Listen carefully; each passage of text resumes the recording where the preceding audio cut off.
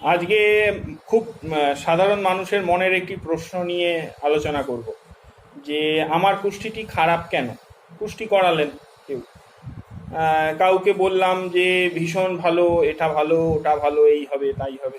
আবার কাউকে বলছি আপনার খুব বাধা আছে, আপনার এই এই জায়গায় অসুবিধে, আপনি এই প্রতিকার করুন, ঈশ্বরের কাছে প্রার্থনা করুন, পুজো পাঠ করুন, হোমযজ্ঞ করুন, আহ, কখনো কখনো রত্ন ধারণ করুন, এই বলা হচ্ছে। আবার কাউকে বলছি যে না, আপনাকে কিছু করতে হবে না, আপনার চারটা বেশ ভালো, ঠিকই আছে। তো স্বাভাবিক জীবনেও দেখেন যে কিছু মানুষ, ভালো মানুষটি কোনো প্রবলেম নেই তার, কিন্তু মানে মানুষ হিসেবে তার মধ্যে কোনো প্রবলেম নেই, কিন্তু তার জীবনে একের পর এক ঝামেলা। আর কিছু মানুষ, আহ, লোকটি হয়তো ভালো না, একটু বদমাইশ, একটু ধান্দাবাজ গোছের, কিন্তু তার খুব ভালো। আবার কেউ কেউ আছে যে মানুষও ঠিক আছে, তার কপালটাও বেশ ভালো। তো এরকম নানা রকম হয়।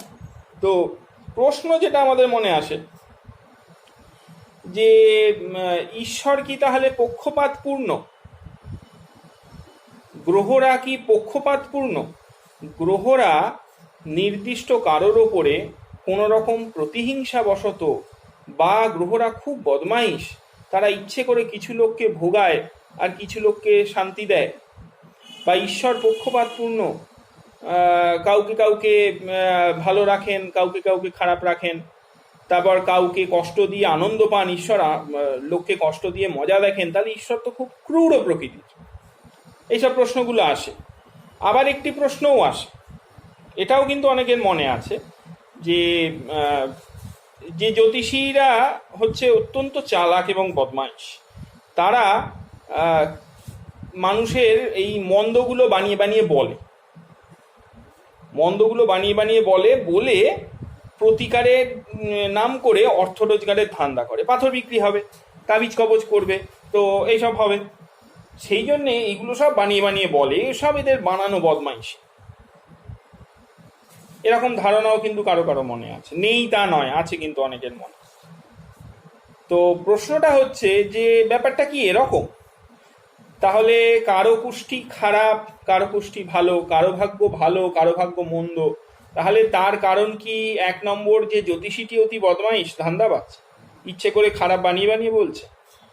2 নম্বর, ঈশ্বর কি পক্ষপাতপূর্ণ, ক্রূর প্রকৃতির? 3 নম্বর, গ্রহরা কি প্রতিহিংসা পরায়ণ, মানুষকে কষ্ট দিয়ে মজা দেখে?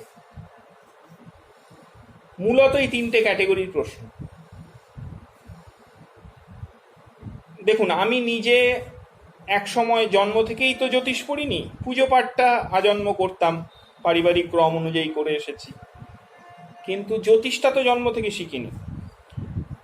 পড়াশোনার লাইনে প্রথম থেকে বিজ্ঞান নিয়েই পড়াশোনা করেছি। তো এই নিয়ে প্রশ্ন কিন্তু আমার মনেও ছিল, এবং সেই প্রশ্নর দূরীকরণের জন্য যখন এমএসসিতে ভর্তি হলাম, সেই সময় থেকে একদম তেড়ে ফুঁড়ে জ্যোতিষ পড়তে শুরু করেছি। তাতে পরে ধীরে ধীরে ধর্মশাস্ত্র এবং জ্যোতিষশাস্ত্র দুটি মিলিয়ে পড়তে হবে, কিন্তু আমি সব সময় বলছি ধর্মশাস্ত্র এবং জ্যোতিষশাস্ত্র দুটি মিলিয়ে পড়লে এই প্রশ্নগুলির নিরসন হবে, তবেই এই প্রশ্নগুলির উত্তর পাওয়া যাবে। তো প্রশ্নগুলির উত্তর আমি পেয়েছি, আজকে আমার মনে এই প্রশ্নগুলো নেই, কিন্তু অনেকের মনে এই প্রশ্নগুলো আছে। তো প্রশ্নগুলো যখন মানুষের মনে আছে, তখন সেগুলোর নিরসনের জন্য আমি যে উত্তরটি পেয়েছি সেই উত্তরটা আপনাদেরকে জানাই।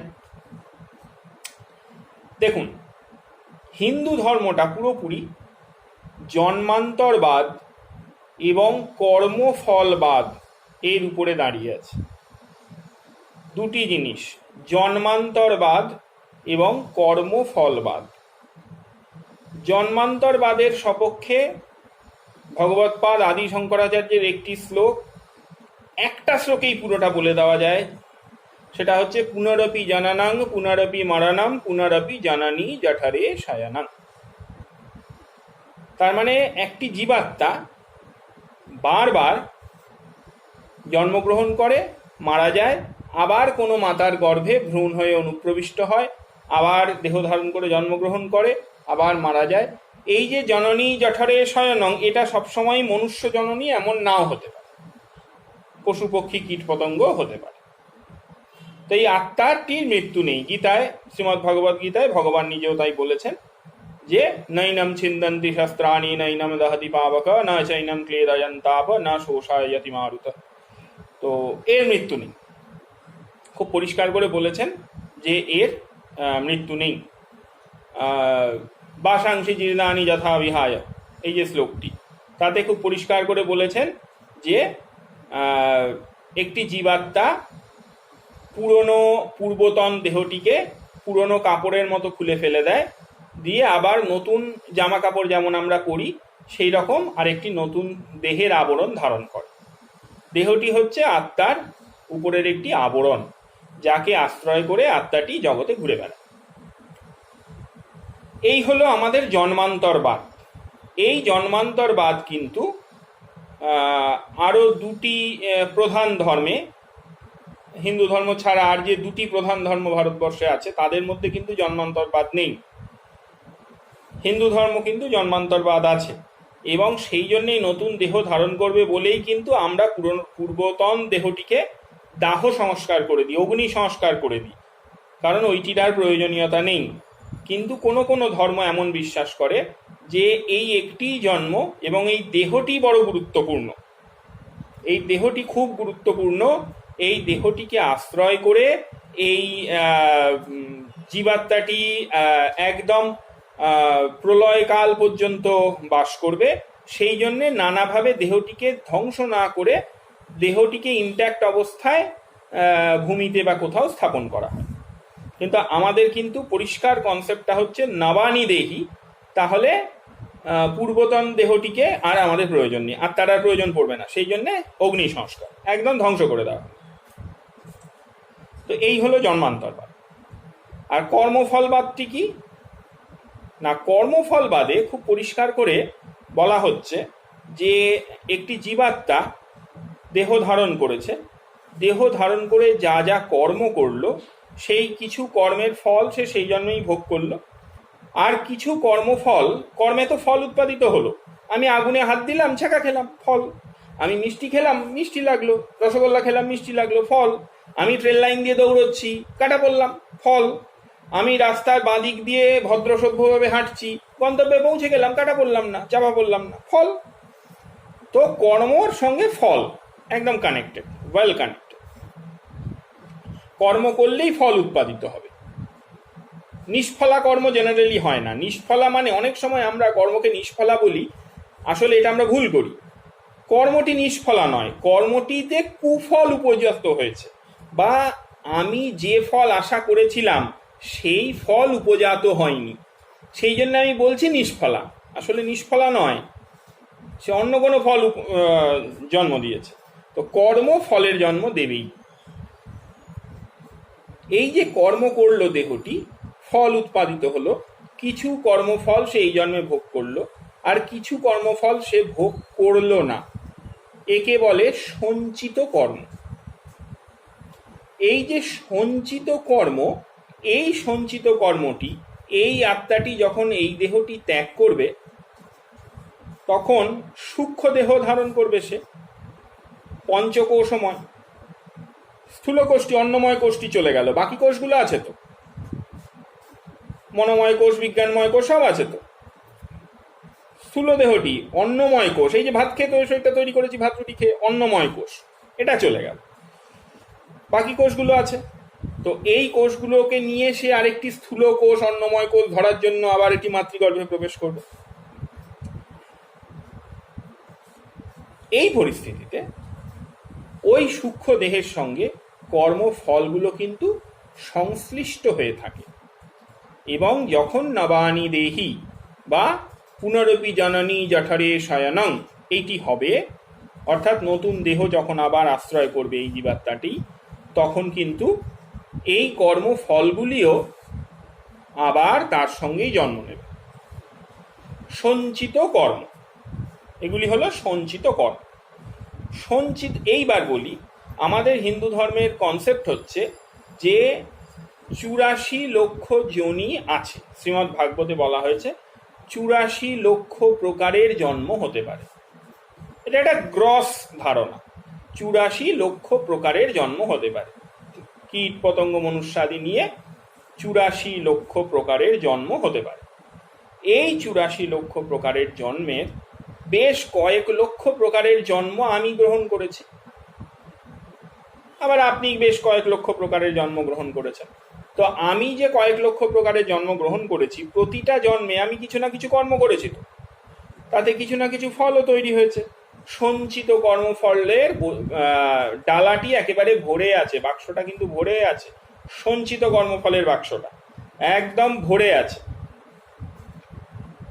এই সঞ্চিত কর্মফল এত এত এই লক্ষ লক্ষ জন্মে, যে একটি জন্মে ভুগে এই কর্মফল ভোগ করে শেষ করা যাবে না। সেই জন্যে একটি জীবাত্মা যখন আবার একটি নতুন দেহ ধারণ করে, তখন পরমেশ্বর এই সঞ্চিত কর্ম থেকে কিছু কর্ম প্রারব্ধ কর্মর রূপ ধরে এই জীবাত্মাটির সঙ্গে এই দেহটিকে সংশ্লিষ্ট করে দিয়ে দেন। আমারই কর্মফল কিন্তু দিয়ে দেন, কিছু ভালো কিছু মন, সেটি নিয়ে সে জন্ম। এই যে প্রারব্ধ কর্মফল নিয়ে জন্মালো, এই প্রারব্ধ কর্মফল এই দেহটি যতদিন বর্তমান থাকবে, বা যতদিন আসলে প্রারব্ধ কর্মের ফল ভোগার টাইমিংস থাকবে, ততদিন পর্যন্ত এই দেহটাও থাকবে। যদি প্রারব্ধ কর্ম এই পরিমাণ নিয়ে জন্মে থাকি যে 84 বছর 3 মাস 15 দিন আমার সময় লাগবে এইটা ভুগে শেষ করতে, তাহলে এই দেহটা 84 বছর 3 মাস 15 দিন এই জীবাত্মাটাকে আবৃত করে রাখবে, তারপরেই টুকুস করে বেরিয়ে যাবে। বাসাংশী জীর্ণানি যথা বিহায়, এটা খুলে ফেলবে।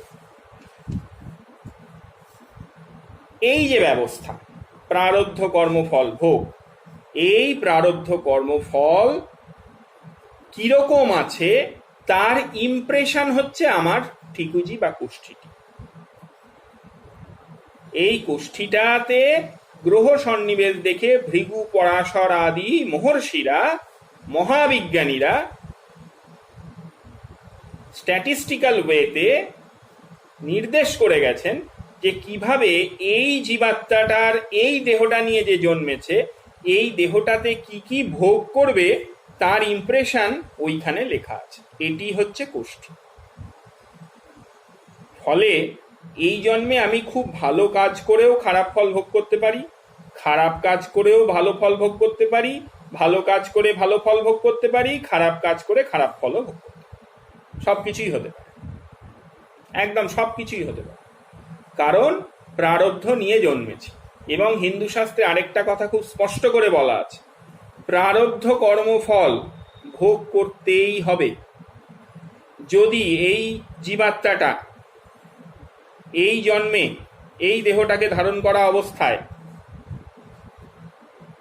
মোক্ষ লাভ করে, বা অর্থাৎ জ্ঞান লাভ করে, ব্রহ্ম জ্ঞান লাভ করে, এই জীবাত্মাটা ব্রহ্মানন্দ রূপী দেহটাকে ধারণ করা অবস্থায় যদি ব্রহ্মজ্ঞান লাভ করে, তাহলেও এই জীবাত্মাটার ব্রহ্মানন্দ রূপী দেহটা ধারণ করার সময় যে প্রারব্ধ কর্মের নিয়ে জন্মেছে তা ওই যত বছর, যত মাস, যতদিন ভোগ করে শেষ করতে লাগবে, ততদিন পর্যন্ত এই ব্রহ্মানন্দ রূপী দেহটা ছাড়বে না। আত্মাটা মুক্ত হয়ে গেছে, এই অবস্থাকে বলে জীবন মুক্ত অবস্থা। জীবিত অবস্থায় মোক্ষ লাভ, জীবন মুক্ত অবস্থা। কিন্তু প্রারব্ধ কর্ম জীবন মুক্ত কেউ ছাড়বে না, তখনও ভোগ করবে। তাই রামকৃষ্ণদেব ক্যান্সার ভোগ করেছেন, তাই বামদেব তারাপীঠে পাণ্ডাদের হাতে মার খেয়েছেন। কিছুটা লোক শিক্ষা আর কিছুটা প্রারব্ধ। লোক শিক্ষাও আছে, মহাপুরুষদের নিজের ইচ্ছায় দুঃখ ভোগ করে জগৎকে শিক্ষা দেন। তো কিছুটা লোক শিক্ষা আর কিছুটা প্রারব্ধ। জীবন মুক্ত অবস্থায়ও প্রারব্ধ ভোগ হবে। যেদিন প্রারব্ধ ভোগ শেষ হয়ে যাবে, সেদিন কি হবে? সেদিন এই ব্রহ্মানন্দরূপী দেহটা পাত হয়ে যাবে। সে জলে যাক, মাটি থেকে পুঁতে দিক, দাহ করে দিক, যা খুশি করবে, জীবাত্মাটা বেরিয়ে যাবে। যদি জীবন মুক্ত হয়, জীবাত্মাটা ব্রহ্মলীন, আর যদি না হয় তাহলে পুনরপি জননী জঠরে শয়নং হবে, আরেকটা নতুন জননী জঠরে প্রবেশ করবে। এই হলো আসল চিত্র। ঈশ্বরও পক্ষপাতপূর্ণ নন, গ্রহরাও পক্ষপাতপূর্ণ নন, জ্যোতিষী তান্ত্রিকেরাও সবাই চোর নন। তাহলে গ্রহরা কেন করছে না? গ্রহরা ঈশ্বরের দ্বারা নিয়োজিত কিছু ক্লাস 1 গ্রাজুয়েটেড অফিসার, যারা পৃথিবীর প্রশাসনিক কর্মটি করার জন্য দায়বদ্ধ, তারা এই জীবাত্মাটা এই দেহটাকে নিয়ে জন্মানোর সময় যা যা প্রারব্ধ নিয়ে জন্মেছে, সেই প্রারব্ধ ফলগুলো দান করতে বাধ্য। একদমই রেগে নেই গ্রহরা, দান করতে বাধ্য। এই হচ্ছে ভালো কুষ্টি মন্দ কুষ্টির আসল গল্প। এটা বুঝুন, এটা বুঝলে কিন্তু মনে আর দুঃখ থাকবে না। আর সেই জন্যেই এই পরাশক্তি চ্যানেলটাকে সাবস্ক্রাইব করে রাখলেও, এগুলো বারবার শুনলেও মনে আর দুঃখ থাকবে না। এটা সাবস্ক্রাইব করে রাখতে।